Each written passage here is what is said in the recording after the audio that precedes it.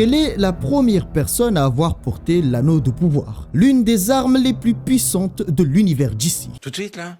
Ça a commencé? Bon, la réponse, on sait pas. Enfin, si vous savez... Une autre question. Qui est à l'origine de la découverte du spectre électromagnétique émotionnel? Si vous dites les gardiens, encore une fois... Alors pour celles et ceux qui savent et celles et ceux qui ne savent pas... Pardon, c'est les émotions. C'est les émotions en fait. L'anneau de pouvoir tire son pouvoir du spectre émotionnel, un champ énergétique qui est alimenté par les émotions de tous les êtres sensibles à travers l'univers. Et ce spectre émotionnel se trouve parmi les 7 forces de l'univers DC, nécessaires au bon fonctionnement du multivers. Dans les 7 forces, il y a par exemple la Speed Force que vous connaissez assez bien, puisqu'elle est à l'origine des speedsters, Barry Allen, Wally West, Reverse Flash et tous les autres. Encore une fois, parmi ces 7 forces, on retrouve aussi une source d'énergie appelée Sphere of the God, que je préfère appeler la sphère des entités. Cette source d'énergie est celle qui alimente par exemple les rayons Oméga de Darkseid. D'ailleurs, en passant, les rayons Oméga, eh bien Darkseid les a volés à des entités anciennes il y a bien longtemps. Autrefois, il portait le nom de Uxas. Et après sa trahison, il a obtenu l'effet Oméga, une source d'énergie lui permettant d'avoir beaucoup de pouvoir, notamment les rayons Oméga. Je suis au regret de vous annoncer que oui, il n'est pas né avec un tel pouvoir. Et au passage, il vient rejoindre la case des voleurs avec Trigon l'invincible. Ceux qui ont vu l'histoire que j'ai fait sur Trigon comprendront. Et je vous avoue que si ça continue, je risque certainement de faire un classement top voleur DC et Marvel. Ah, ça serait assez sympa ça. Ça le voleur, je suis le voleur, je suis méchant. Que je suis méchant. Le spectre électromagnétique émotionnel possède plusieurs couleurs représentant des émotions comme son nom l'indique. Il a une particularité qui est extrêmement dangereuse pour l'univers DC. C'est le fait que plus on s'éloigne du centre du spectre émotionnel, plus l'énergie a de contrôle sur son porteur. Il y a donc le vert le plus illustré de tous, représentant la volonté, et c'est aussi l'une des énergies les plus stables. Et c'est celle que les gardiens ont choisie. Je dis bien choisie car les gardiens ne l'ont pas créée de rien. Et ce sont aussi des voleurs. Bon, là pour le coup, je crois que t'abuses mon ami. Ah non, non, non, j'abuse pas. Et ici, on ne rapporte que les faits. Et vous allez comprendre tout à l'heure avec les faits. Parmi les couleurs les plus connues, on retrouve aussi le bleu pour l'espoir, le jaune pour la peur, mais c'est aussi celle qui est mise en avant par l'incroyable combattant Sinestro, considéré aussi comme étant un traître. Mais oui. Avec les grandes guerres galactiques dans l'univers d'ici, on a pu voir que ce corps de lanterne était tout aussi puissant que le corps des lanternes vertes. Il y a aussi l'orange pour l'avarice, et c'est l'un des pouvoirs qui peut facilement prendre le contrôle de son porteur. Vous trouverez le rouge pour la rage, mis assez souvent en avant par le terrifiant et puissant Atrocitus, qui est aussi à l'origine du corps des Red Lanternes. Il y a l'indigo pour la compassion, et enfin le violet pour l'amour. Ça, c'est ce qu'on connaît, mais il existe d'autres énergies qui sont encore plus puissantes et plus dangereuses et qui restent peu connues. Les Black Lanternes, alimentés par l'énergie noire. Ils apparaissent dans Blackest Night. Ce sont des morts vivants ressuscités et qui peuvent aussi ressusciter n'importe qui. Et rien que leur morsure transforme les gens en lanternes noires. Sans oublier que leur anneau de pouvoir fait partie des plus puissants anneaux existants. Heureusement qu'il y a son opposé, la lanterne blanche, qui est au passage l'anneau de pouvoir la plus puissante, bien plus puissante que tous les autres, y compris son opposé, l'anneau noir. En plus de pouvoir utiliser une énergie quasi infinie comme tous les autres anneaux de pouvoir, eh bien elle peut guérir, ressusciter comme son opposé, l'anneau de lanterne noire. Et l'une des personnes qui va représenter les White Lanterns, c'est Kyle Rayner. Et quand j'y pense, ça fait un petit moment que je dis que je parlerai justement de lui. C'est pas sérieux tout ça. Alors, dans tout ça, ce n'est pas tout, car récemment est apparue une nouvelle forme appelée Grey Sorrow. Un anneau de lanterne alimenté, comme son nom l'indique, par la tristesse, le chagrin. Mais alors, pourquoi j'ai pris le temps de faire l'inventaire de tout ça? J'ai trouvé que cela était important de vous présenter tout ce qui entoure le spectre électromagnétique émotionnel, car tout le monde ne connaît pas tous les corps de lanterne existants. Et justement, aujourd'hui, je vais vous raconter l'histoire de ces lanternes, enfin plutôt l'histoire de l'origine de la découverte du spectre électromagnétique émotionnel, mais aussi l'origine de celui qui a été et qui sera toujours la première lanterne, Volthoom, le père des lanternes, l'être qui a décimé la civilisation des gardiens, mais aussi le premier être qui a insufflé la peur dans le cœur des gardiens.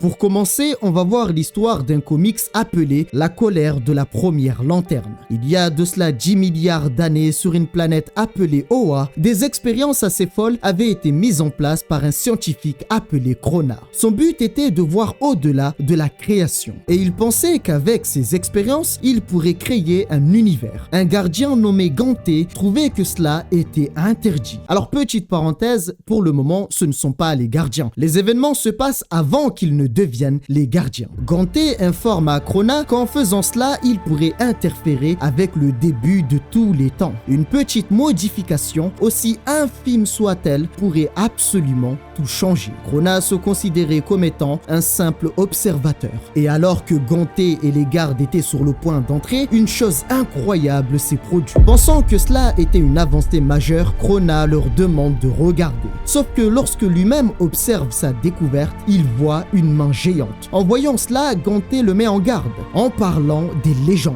Mais tout ça, Krona s'en foutait complètement, car la seule chose qui l'intéressait était de connaître l'origine de l'univers. À cet instant, une chose va se produire. La main a changé et fit apparaître un anneau de pouvoir. Peu après ça, une explosion s'est produite. Un être était apparu et annonce avoir survécu à ça. Dans sa main gauche, il tenait une batterie d'énergie. Et arrivé, il informe avoir voyagé à travers le temps et l'espace pour les trouver. Perturbé, Ganté a voulu savoir qui était-il. Son nom est Volthoom et il précise qu'il est venu en paix. Alors à partir d'ici, on va faire une petite pause car si l'on continue cette histoire, on n'aura pas d'explication. C'est pourquoi on va aller voir dans une autre histoire appelée le dernier testament de la première lanterne. Dans cette histoire, Volthoom parle à un être assez terrifiant. Il se présente comme étant la première lanterne ayant existé. Il possède un pouvoir qui dépasse l'entendement. Cependant, malgré toute sa puissance, Volthoom a connu la mort. Il avait vécu pendant des milliards d'années, pourtant, à la fin, il meurt tout en chantant une douce chanson pour sa mère. Enfin, il est mort, c'est beaucoup plus compliqué que ça, et vous allez comprendre à la fin. Ce jour-là, un être assez redoutable était venu le voir, et Volthoom l'a remercié de l'avoir laissé chanter. Il s'avère que cet être était Nécron, et à ce moment-là, il commencera à discuter avec lui. Il demande à Nécron, a-t-il déjà rencontré une personne aussi près à mourir que lui? Nécron répond par une question et lui demande ne sait-il pas ce qu'il est? Sa réponse est assez drôle car en réalité à cet instant il n'avait pas vraiment compris cette question. Alors il répond en disant qu'il n'est que la première lanterne, l'acolyte du spectre émotionnel, mais aussi le fils de sa mère. Il aimait énormément sa mère et tout cela a commencé il y a bien longtemps sur la Terre 15 appelée Ao.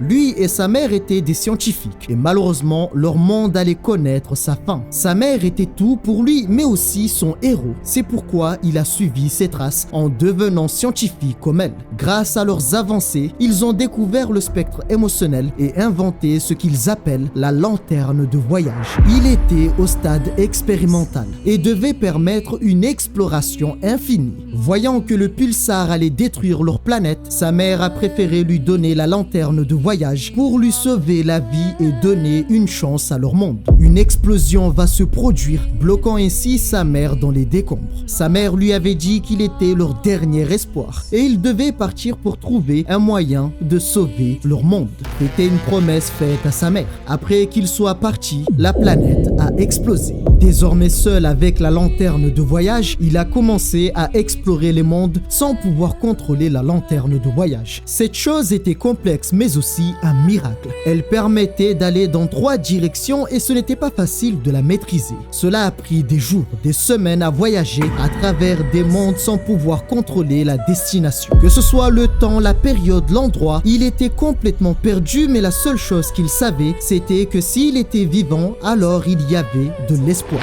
Il pensait pouvoir utiliser la lanterne de voyage afin de voyager dans les 3 directions, l'univers, le flux temporel et le multivers, jusqu'à trouver un moyen d'honorer la promesse faite à sa mère, sauver leur monde. C'est de cette façon qu'il est devenu l'acolyte du Spectrum. Vous remarquerez aussi qu'il n'est pas encore devenu la première lanterne. Mais ça va arriver. Alors il a commencé à voyager à la recherche d'une civilisation scientifique avancée, tout en répandant partout où il allait les secrets du spectre émotionnel afin d'espérer qu'une de ces civilisations serait capable de créer une machine qui lui permettrait d'empêcher le mystérieux destructeur Pulsar de détruire ce monde. Il est parti sur la Terre 17, mais ces derniers ont utilisé le spectre émotionnel pour tenter de ressusciter la vie végétale. Ce n'était pas ce qu'il voulait, alors il a continué son chemin. Sur la Terre 47, ils l'ont utilisé pour faire de la belle musique. Sur la Terre 3, un sorcier nommé Mordru a fusionné un morceau de son âme pour créer un anneau de pouvoir. Malheureusement, ils ne s'entendaient pas bien et un conflit a fait qu'il est parti. Ainsi, terre après terre, il n'a cessé de chercher la bonne civilisation. Et puis un jour, il est arrivé sur la Terre 0, il y a de cela 10 milliards d'années. Une planète appelée Malthus, et sur ce monde, il a trouvé les Malthusiens, un peuple qui sera connu plus tard sous le nom des gardiens de l'univers. Mais à cette époque, ils étaient des brillants scientifiques, et comme dans la première partie, il informe venir pour la paix. Voilà, à partir d'ici, ça vient rejoindre la première partie de l'histoire. Et j'ai oublié de vous préciser aussi qu'il y a 2 versions de cette histoire publiées sur 2 comics différents. Mais paniquez pas, je suis là. Tu sais, on dirait le daron qui dit à son fils, t'inquiète fiston, je suis là.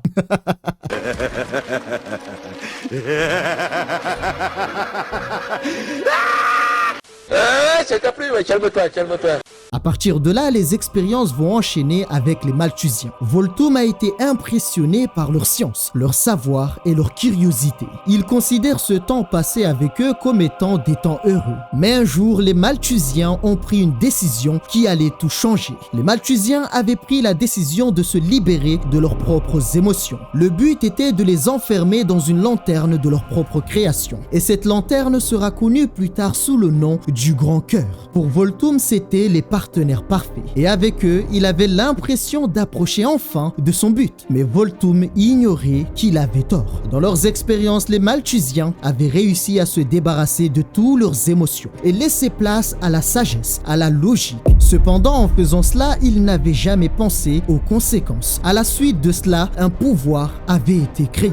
Ils l'ont appelé l'anneau de pouvoir. Lorsque Volthoom l'a vu pour la première fois, il a voulu l'obtenir, mais les gardiens ne pouvaient le laisser faire. Le désir de Volthoom l'a conduit à cette bague. C'était le plus puissant de tous les anneaux de pouvoir. En obtenant cet anneau, il est devenu la première lanterne et se sentait tout puissant. Lui et les Malthusiens avaient changé le cours de l'histoire à tout jamais. Cependant, tout a une conséquence. Durant longtemps, il est devenu une force d'ordre et de sécurité. Il ressentait le pouvoir de l'anneau dans tout son corps et c'est exactement ce qu'il recherchait. Avec les expériences, les gardiens ont fini par lui implanter le grand cœur dans la poitrine. Cela était dans le but de lui donner une connexion directe au spectre émotionnel et ainsi augmenter son pouvoir. En échange de son aide pour perfectionner leur technologie, les Malthusiens allaient lui donner l'anneau de pouvoir et le laisser partir avec sur sa planète afin de la sauver. Ainsi, une certaine confiance s'est installée et Volthoom a laissé les Malthusiens faire des expériences sur lui sans jamais penser aux conséquences. Avec le temps, sa conscience a commencé à changer. Sa connexion avec le spectre émotionnel devenait trop intense. Volthoom l'avait remarqué et savait que quelque chose n'allait pas, mais il a préféré le cacher aux gardiens. Il a essayé de jouer au héros, mais c'est l'inverse qui s'est produit. Parmi les gardiens, il existait un qui était plus brillant. Il porte le nom de Rami et c'était son ami. Malheureusement, ce dernier l'a trahi et il ne l'a pas bien pris. En racontant cette histoire à un écran, il dit qu'en fait, tous les gardiens l'ont trahi. Ils ont détruit sa lanterne de voyage et l'ont emprisonné dans cette dimension. Alors il pose une question à Nécron. Est-ce une surprise qu'il ait essayé de tous les éliminer? En parlant bien sûr des gardiens, car oui, il a décimé la civilisation des gardiens. Après cet événement, les gardiens ont compris qu'ils n'étaient pas en sécurité. Et à cet instant, ils ont créé les 7 premières lanternes pour le vaincre. Lorsqu'il a été vaincu, les 7 anneaux de pouvoir et lui Rami ont été enfermés pendant des milliards d'années. Ils ont déclaré que les secrets du spectre émotionnel étaient trop dangereux pour être libres. Rami, qui était son ami, a créé une prison pour le détenir et par la suite l'a appelée la chambre des ombres. S'échapper de cette prison était impossible. Durant tout ce temps, il s'est rappelé de la promesse faite à sa mère et avec le temps, il a compris qu'il avait échoué. Pour lui, le premier milliard d'années a été difficile et avec tout ce temps, il a pu réfléchir à ce qui a pu mal tourner et qui était le responsable. Puis 2 milliards d'années sont passées. Il a commencé à prier pour mourir car la mort était la seule chose à laquelle il pouvait penser. Mais étrangement, il ne mourait pas. Et puis 5, 6, 9 milliards d'années, il était toujours là. Il raconte à Nécron qu'effectivement, après 10 milliards d'années, lorsqu'il est sorti, il a fait des conneries. Mais qui pourrait le blâmer après ce qu'il a vécu? Bon, des conneries, pas vraiment. C'est plutôt des dingueries et on verra tout ça dans la partie 2. Car oui, avant de se retrouver là, assis en état de faiblesse, il a été vaincu par Nécron. À cet instant, Nécron ne répond pas et n'a fait que le regarder. Volthoom lui a dit que finalement, il était revenu chez lui. Mais 10 milliards d'années, c'est beaucoup trop long. Encore une fois, Nécron n'a fait que le regarder. Alors Volthoom lui a demandé de mettre fin à sa souffrance. Il le supplie et lui demande de tuer son âme.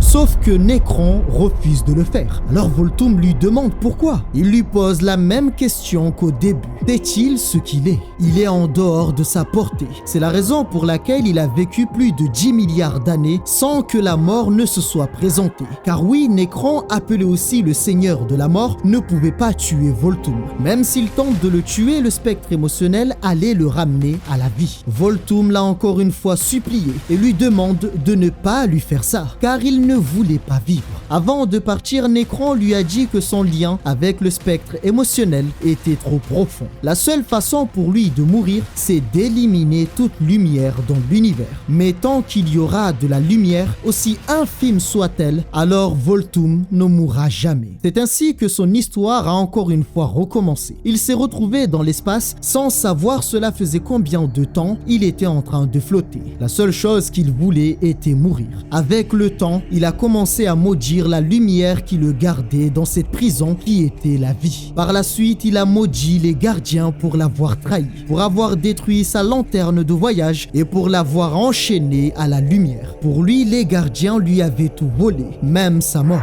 Alors ce n'est pas tout, car un jour, alors qu'il flottait, Rami a débarqué de nulle part. Pas que, puisqu'il est arrivé avec un anneau de pouvoir. À cet instant, Volthoom fit une promesse. S'il ne peut pas mourir, alors il se vengera de ceux qui l'ont trahi. Il est le père des lanternes et il sera la mort des gardiens. Est-ce que vous avez kiffé? Parce que c'est pas fini. Nous allons voir ensemble ce que j'appelle le deuxième chapitre expliquant son histoire avec les gardiens. Car comme vous l'aurez remarqué, on ne sait pas en quoi Rami l'a trahi et derrière, il a décimé les gardiens. De plus, on ne sait pas qui est le mystérieux destructeur appelé Pulsar. Ma curiosité m'a poussé à aller voir un peu sur internet, voir ce que dit le peuple. Et en fouillant un peu, je suis tombé sur un site qui raconte l'histoire de Volthoom. Et on dit que c'est une race maléfique d'envahisseurs extraterrestre qui est à l'origine de la destruction de sa planète. Mais alors, est-ce que c'est vrai? Eh bien, je vous avoue que moi-même, je ne sais pas, parce qu'avec ce comics que nous suivons, on nous donne une autre réponse. Alors, pour voir cette partie de l'histoire, il faut aller voir dans Green Lantern entre l'issue 20 et 26. Rami va faire plusieurs apparitions et on va avoir quelques explications. La première commence par une chute sur la planète Mogu. Lorsque Rami reprend ses esprits, il ne comprenait pas car il y a peu, il était sur Terre. Et puis, d'un coup, voilà qu'il se retrouve sur Mogu. La vérité, c'est que ce n'est pas Rami, mais plutôt Volthoom, qui a pris possession du corps de Rami. À son arrivée, Volthoom en panique pensait avoir été repéré, car des gardiens étaient arrivés sur place. Et il était hors de question pour lui de retourner dans la chambre des ombres. Il a donc décidé d'attaquer en premier. Sauf que son attaque a été arrêtée. Il s'avère que c'était seulement 2 gardiens, Ganté et Saïd. À cet instant, il avait compris qu'il ne savait pas qu'il n'était pas Rami. Et s'il le découvre, il serait exécuté sur place. place. Alors dans tout ça, Ganté de son côté était assez surpris car il ne s'attendait pas à revoir Rami. Il apprend à Rami, ou plutôt à Volthoom, qu'ils étaient les derniers gardiens restants. La conclusion de Volthoom, c'est que les autres gardiens sont morts. Cependant, ce n'est pas une certitude, ce n'est qu'une hypothèse de sa part. D'ailleurs, en apprenant que les autres gardiens n'étaient pas là, il dit qu'il aurait préféré les tuer de lui-même. Volthoom, dans le corps de Rami, demande pourquoi l'avoir ramené alors qu'il était sur Terre. La raison, c'est qu'ils ne peuvent plus engager de nouveaux Green Lantern. Et étrangement, les anneaux s'éteignent une par une. Vu que Rami était là lors de la création des premières lanternes, ils l'ont ramené pour lui demander son aide. Volthoom apprend que tous les fichiers de Rami avaient été scellés lorsqu'il avait été banni. Et maintenant, Ganté voulait le conduire à ses documents, ce qui était parfait pour Volthoom. Il s'est donc rendu dans la salle des enregistrements interdits. Et en arrivant ici, il était à la recherche d'une chose précise, les notes de Rami. Et grâce à ça, il va découvrir beaucoup de choses, notamment le fait que la lanterne de voyage n'avait pas été détruite. Alors que pourtant les gardiens avaient bien dit que celle-ci avait été détruite. Il a compris que les gardiens lui avaient menti. Il voulait garder la lanterne de voyage pour créer les anneaux de pouvoir vert. Alors petite précision, la lanterne de voyage avait été utilisée par Rami pour créer les 7 premiers anneaux de pouvoir, donnant ainsi naissance aux 7 premières lanternes qui étaient parties pour affronter Volthoom. Avec la lanterne de voyage, Volthoom pense que désormais il y a de l'espoir et il pourrait peut-être revenir chez lui. Il dit donc à Rami, tout en étant dans son corps, qu'il l'a poignardé dans le dos alors qu'il était son vieil ami. Ce qu'il devait faire maintenant, c'est retrouver les 7 premiers anneaux de lanterne verte créés il y a de cela 10 milliards d'années. En retrouvant les anneaux de pouvoir, cela lui permettra de recréer la lanterne de voyage et enfin retourner chez lui. Dans sa recherche, il a retrouvé l'un des 7 anneaux qui contenait une partie de sa lanterne de voyage. Mais en réalité, tout était devant lui depuis le début. Un nom est ressorti et c'est Jessica Cruz. Voilà pourquoi Rami voulait partir sur Terre. Maintenant qu'il a obtenu ces informations, il devait retrouver Jessica avant qu'on réalise qu'il n'est pas Rami. C'est alors qu'arrive Ganté pour savoir s'il avait trouvé la solution. Sa réponse, c'est qu'il a bien trouvé et que ce n'était qu'une simple erreur, mais malheureusement, il ne pouvait pas la réparer maintenant car il avait besoin d'une chose qu'ils avaient enterrée il y a longtemps. Pour pouvoir mettre en place son plan, il avait besoin d'une seule chose. Il devait se rendre à la voûte des ombres, la prison dans laquelle il avait été emprisonné. Quelque temps plus tard, on a envoyé des lanternes accompagner Rami et parmi ces 2 lanternes se trouve Jessica Cruz. Tiens, que c'est bizarre. Oh, comme c'est bizarre. Oh alors? Oh bah alors ça c'est une surprise.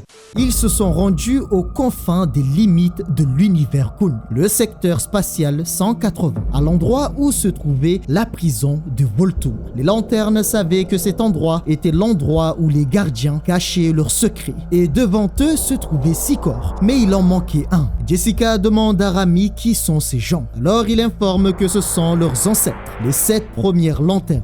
Il a voulu leur dire contre qui ils étaient morts, mais une chose est arrivée, l'empêchant de donner cette information. Une créature avec un anneau de pouvoir apparaît et annonce qu'aucune personne n'est autorisée à entrer dans la voûte des ombres. Cette personne s'appelle Tyranre. C'est difficile à prononcer. Et Rami, en tant que gardien, lui demande d'arrêter. Cependant, Tyranre ne comprenait pas car Rami avait été banni par les autres gardiens. D'ailleurs, lorsqu'il a vu Rami, il l'a appelé gardien voyou. À la différence de Rami, lorsqu'il voit Simone Baz et Jessica Cruz, il est devenu plus amical et les appelle mes amis. L'instant suivant, il s'arrête et dit qu'il n'est pas un gardien. Il avait compris que Rami était Volthoom. Malheureusement, Volthoom l'a figé dans le temps avant qu'il n'ait pu agir. Par la suite, pour couvrir son action, il informe que Tyranre avait certainement perdu la tête dû au fait qu'il garde cet endroit depuis longtemps. Rami est parti en leur demandant de ne pas le suivre. Sauf que son action a fait que Simon et Jessica sont restés plutôt perturbés. Cette personne savait qui ils étaient alors qu'ils ne l'avaient jamais rencontré.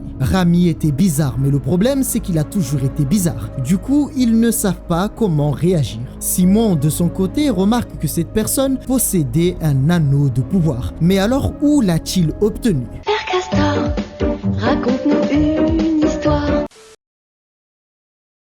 Il y a de cela 10 milliards d'années, sur une planète appelée Tamaran, il avait été condamné pour avoir volé. Certains considéraient cela comme étant du courage, et d'autres ont profité de cela pour le mettre à genoux. On l'avait privé de son épée légendaire. Des gardes l'entouraient car il est connu comme étant brutal et violent. C'est un grand guerrier. Cependant, malgré toutes ces précautions, avec sa force, il s'est libéré des chaînes. Et avec ses griffes, il a ouvert la chair de ses ennemis avant de se jeter sur leur seigneur. Malheureusement, son épée légendaire avait été brisée. Il s'est excusé envers son épée qu'il considérait comme étant son camarade de combat. C'est à ce moment qu'un anneau de pouvoir est apparu. L'anneau lui a annoncé qu'il avait vaincu une grande peur. Et parce qu'il y avait une grande crise dans l'univers, ils avaient besoin de lui.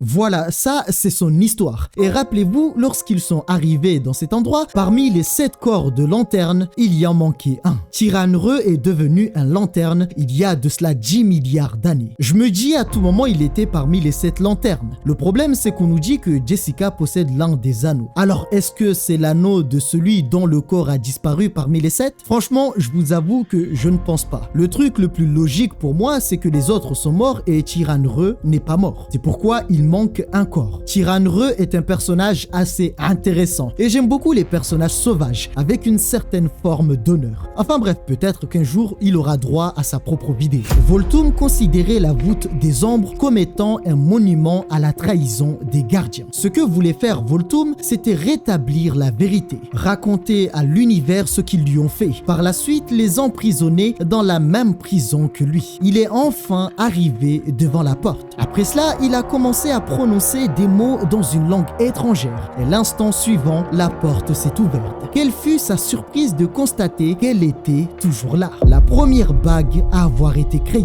C'est la plus puissante de toutes les bagues. Alors que Simon et Jessica se partageaient leurs souvenirs de la Terre et les choses qui les manquaient, Rami est revenu quelques instants plus tard. Arrivé, il leur dit vouloir leur montrer quelque chose. La première bague. Il annonce avoir été le premier à avoir porté l'anneau de pouvoir. Et depuis lors, sa vie est un cauchemar. C'est alors qu'il a commencé à hurler de douleur, allongé par terre. Cela était dû au fait qu'il était en train de régénérer son corps, son armure, la lanterne dans sa poitrine et enfin revenir en chair et en os. Revenu, il leur dit avoir voyagé à travers le temps et l'espace pour retrouver Jessica Cruz, mais aussi sa bague. Son nom est Volthoom et il est la première lanterne. Lorsqu'il le rencontre pour la première fois, Simon génère une batterie de lanternes pour l'enfermer, mais surtout l'éloigner de Rami qui ne bougeait plus. Volthoom informe qu'autrefois, il était comme eux, une marionnette des gardiens. Jessica constate que Rami n'était pas mort, alors elle tente de contacter Mogo, mais aucun signal. Volthoom reproche aux gardiens de l'avoir trahi, alors qu'il leur avait tout donné, sa lanterne de voyage, son corps, son âme, et en retour, ils l'ont poignardé dans le dos. Son pouvoir est si puissant que l'anneau de Simon ne pouvait l'arrêter. Et la seule chose que dit son anneau de pouvoir, c'est phénomène inconnu. Ce qui est assez surprenant avec Volthoom, c'est que malgré tout ça, il continue de se présenter et leur explique qu'il était en mission de salut, que Nécron a essayé de le tuer mais a échoué. Même le temps n'a rien pu faire contre lui. Alors que pourrait faire une lanterne? Pour lui faire comprendre qu'il ne pouvait rien faire, il l'a surchargé du spectre émotionnel pur. Les Green Lanterns mais aussi les autres corps de lanterne sont connectés au spectre émotionnel via un filtre qui fait qu'ils ne reçoivent qu'une petite quantité d'énergie afin d'éviter qu'ils ne deviennent fous ou explosent à cause d'une quantité d'énergie trop intense. Volthoom a outrepassé ce filtre et a surchargé l'anneau de Simon à tel point que son anneau s'est brisé. Simon se retrouve désormais sans son arme et vu qu'ils étaient dans l'espace, il n'avait plus d'oxygène. De son côté, Jessica essaye d'intervenir. Malheureusement, sa force les dépassait. Et c'est à cet instant que Jessica avait compris qui il était. Car dans le passé, elle était piégée à l'intérieur d'un anneau avec une chose appelée Volthoom. Il annonce qu'à partir de maintenant, rien ne pourra le tuer, car il est immortel. La seule chose qu'il voulait dans tout ça, c'était retourner chez lui. Et pour ça, il avait besoin de sa bague. À cet instant, la lanterne de voyage avait reconnu la voix de Volthoom et informe que cela fait 10 milliards d'années depuis son dernier saut dans le temps et l'espace. L'anneau L'anneau de pouvoir de Jessica qui abritait la lanterne de voyage ne reconnaissait pas la voix de la lanterne de voyage en elle et informe qu'une programmation inconnue s'était activée et tentait de la dominer. C'était certes qu'un petit morceau qui se trouvait dans sa bague, mais cela était assez pour le ramener chez lui. Cependant, il y a un léger petit problème. Lorsque Volthoom demande à la lanterne de voyage de le ramener chez lui, la lanterne de voyage informe que la commande est bloquée. L'autorisation était insuffisante. La raison est simple. L'anneau de pouvoir des Green Lantern fonctionne avec la volonté. Et vu qu'elle n'avait pas peur de Volthoom, sa volonté a augmenté, lui permettant ainsi d'augmenter sa force et reprendre le contrôle sur sa bague. Jessica demande donc à la bague de les faire sortir de là. Volthoom tente de l'arrêter en essayant de réactiver la lanterne de voyage. Malheureusement, elle était partie. Certes, elle était partie, mais maintenant, au moins, il sait ce qu'il faut faire. Quant à Jessica et Simon, ils ont été envoyés dans un lieu encore inconnu. Je sais pas vous, mais moi cette fin m'énerve. Ah bah si j'étais Volthoom, je lui aurais mis une claque pour la faire dormir avant de prendre la bague. Pourquoi discuter avec elle, bordel d'orteil? Ah non, ça m'a énervé tout ça. Alors vous me direz, mais attends, t'avais pas dit qu'il y avait une autre version racontant son histoire? Oui, c'est vrai, et j'ai pas dit que c'était fini, tu veux te battre, c'est ça? Rappelez-vous, Volthoom avait retrouvé les journaux de Rami. Et dans ces journaux, Rami avait tout écrit. Du premier jour de sa rencontre avec Volthoom, qu'il appelle aussi le visiteur, jusqu'au dernier jour. Il raconte que les gardiens se sont débarrassés de leurs émotions comme on a pu le voir dans la première partie où ils ont scellé leurs émotions dans le grand cœur. Après cela, un anneau de pouvoir a été créé et Volthoom l'avait pris. Au jour 53, depuis l'arrivée du visiteur, à savoir Volthoom, il a pu enfin rencontrer Volthoom. Mais le visiteur avait été gardé dans le secret et loin du reste de la citadelle des sciences. Et rappelez-vous, nous sommes sur la planète Malthus. Il y a 10 milliards d'années avant que les Malthusiens ne deviennent les gardiens. D'après ce qu'a appris Rami, le visiteur venait d'ailleurs dans le multivers. Il est arrivé dans leur monde via un appareil appelé la lanterne de voyage. Rami se sentait mal pour lui, ce qui est étrange car ils se sont débarrassés de leurs émotions. Et lorsqu'il essaye de rentrer en contact avec Volthoom, Ganté intervient pour l'informer que la zone lui était interdite. Au jour 98, alors qu'il essayait d'obtenir un objet qui était bien trop éloigné à cause de sa taille, Volthoom est venu le voir pour lui offrir son aide. Et ce jour-là, il avait réussi à échapper à ses gardes. C'est là que Rami, pour la première fois, voit de très près l'anneau de pouvoir. Cependant, Volthoom l'informe que jusqu'à maintenant, les gardiens n'ont pas réussi à faire fonctionner l'anneau de pouvoir. Et ils ne savent pas de quoi l'anneau était capable.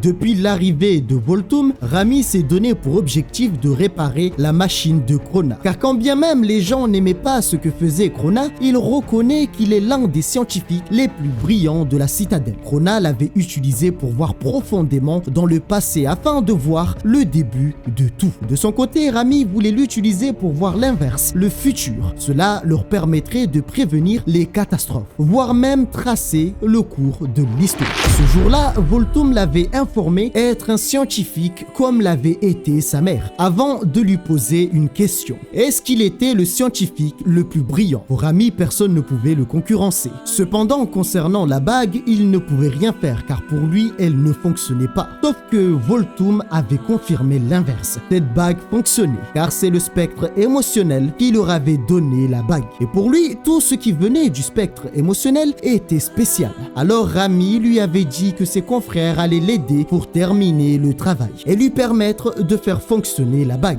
Cependant, Volthoom avait changé d'avis. À cet instant, il voulait travailler qu'avec lui. Ainsi, il s'est présenté et leur aventure avait commencé. Au jour 99, lui et Volthoom étaient à fond dans le projet, alors que les autres n'aimaient pas ça. Mais ils n'avaient pas le choix car Volthoom refusait de travailler avec d'autres personnes que Rami. En avançant, ils se sont confrontés au même problème. L'anneau avait besoin de plus d'énergie. Au jour 107, même chose, pas assez d'énergie. Jour 121, les choses n'avançaient toujours pas. À cet instant, Rami avait eu une idée. Si la bague vient du spectre émotionnel, alors il fallait penser à quelque chose qui activerait ses émotions. La colère, la tristesse, le bonheur ou même la peur. À ce moment-là, Volthoom a pensé au dernier moment passé avec sa mère. Une énergie incroyable s'est libérée et Rami a dû intervenir rapidement pour l'arrêter.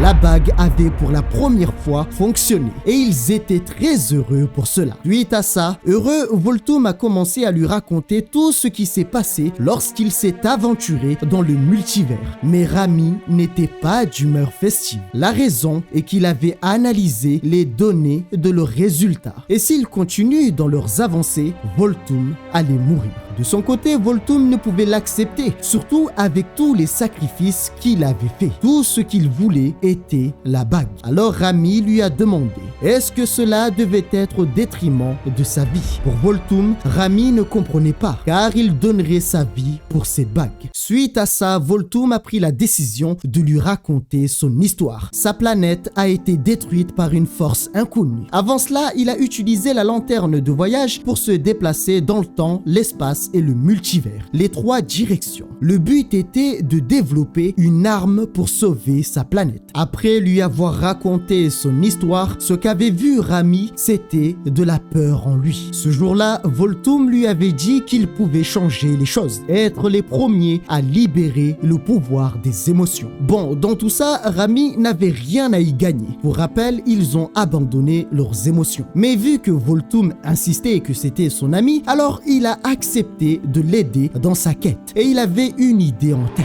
Au jour 135, ils sont partis voir l'autorité suprême de la citadelle scientifique de Malthus, afin d'avoir l'autorisation pour Volthoom de prendre la bague pour retourner chez lui et sauver son peuple une fois qu'ils auront appris plus sur l'anneau de puissance. Ainsi, ils avaient franchi une étape supplémentaire, car l'autorité suprême avait accepté. De son côté, Rami, on ne cesse de lui dire de faire attention aux émotions excessives. Au jour 161, le grand cœur contenant toutes les émotions des gardiens avait été implanté dans sa poitrine, dans le but de créer une connexion directe avec le spectre émotionnel. Cela avait fonctionné, et jusqu'à là, rien de grave. D'ailleurs, Volthoom, après l'opération, se sentait plein d'espoir. Au jour 170, les progrès furent assez incroyables. Cependant, l'anneau de pouvoir dépassait leur compréhension. Elle était à la fois incroyable, mais aussi complexe. Rami a commencé à se poser des questions. Comment ça marchait? D'où vient-elle? Qui leur a envoyé cette bague?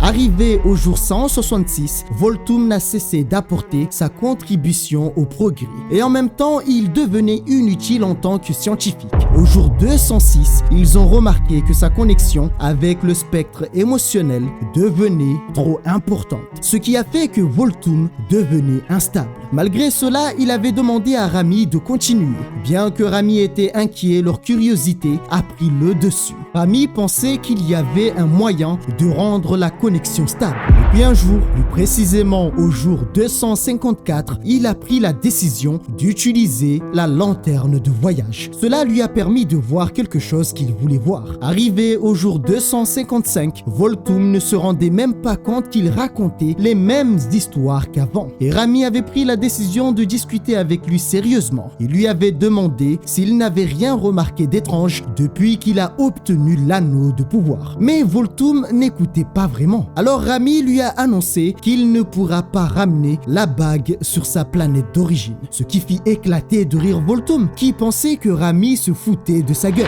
La raison de cette décision est qu'il avait utilisé la lanterne de voyage afin de visiter sa planète au moment où elle avait explosé, car il voulait l'aider. Cependant, ce qu'il avait vu était terrifiant. La personne qui a détruit sa planète, c'est lui. En réalité, c'est lui le destructeur. Et lorsqu'il lui dit cela, la batterie dans sa poitrine passe au jaune, ce qui indique qu'il avait peur.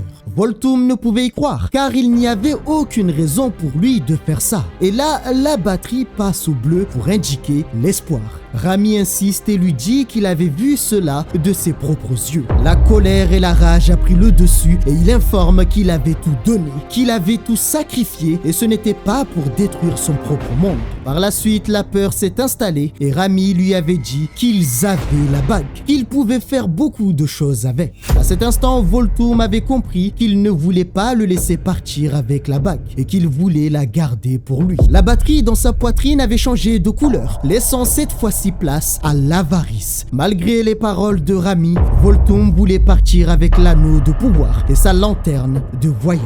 Sauf que les gardiens sont intervenus pour réclamer l'anneau de pouvoir et l'informer qu'il n'aura jamais la lanterne de voyage. À ce moment-là, Volthoom a pris cela comme étant un piège de la part de Rami. Il voulait simplement sauver son monde et sa mère, mais au final, les gardiens l'avaient trahi. Ainsi, il a libéré sa rage, éliminant au passage les gardiens. Durant ce jour sombre, il leur a dit qu'il n'oubliera jamais ce qu'ils lui ont fait. Et Rami écrit dans son journal que ce jour-là, Volthoom était devenu fou. Au jour 257, Volthoom a ravagé la planète Malthus. Il a massacré des centaines voire des milliers de gardiens. Ceux qui ont survécu se sont cachés derrière un bouclier qui ne pouvait pas tenir avec le temps. Les gardiens étaient déterminés à se débarrasser de leurs émotions et c'est ainsi qu'ils se sont retrouvés sans défense. Quant à Volthoom, il réclamait sa lanterne de voyage. De son côté, Rami ne savait pas s'il avait raison ou tort car il n'avait pas d'émotion et il se demandait s'il n'avait pas agi pour la réussite de la science au détriment du bien de son ami.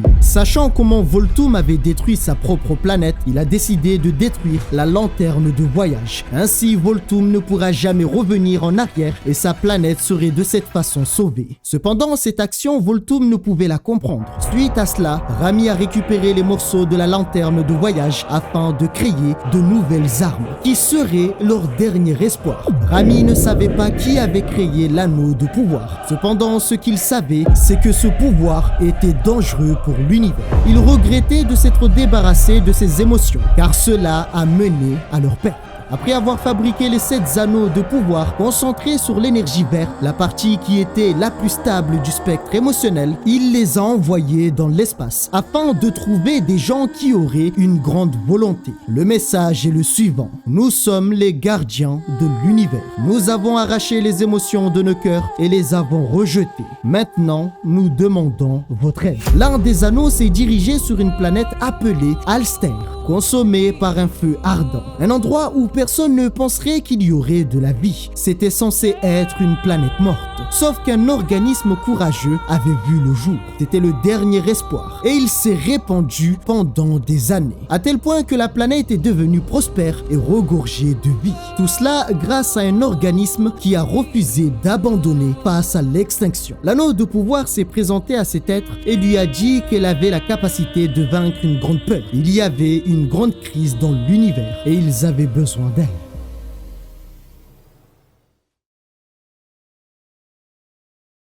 Voilà, c'est la fin de cette histoire. Désormais, on connaît 2 des personnages qui ont affronté Volthoom durant cette bataille qui s'est produite il y a de cela 10 milliards d'années. Et la seule personne qui est restée vivant, c'est Tyrann-Re. Les autres, vu que leur squelette était encore dans les tubes géants, cela veut dire qu'ils sont morts. J'espère que l'histoire vous a plu. Mais encore une fois, c'est pas fini. Nous avons vu seulement la partie 1. Je vous prépare la partie 2 et vous allez voir que Volthoom en réalité, c'est un monstre de puissance.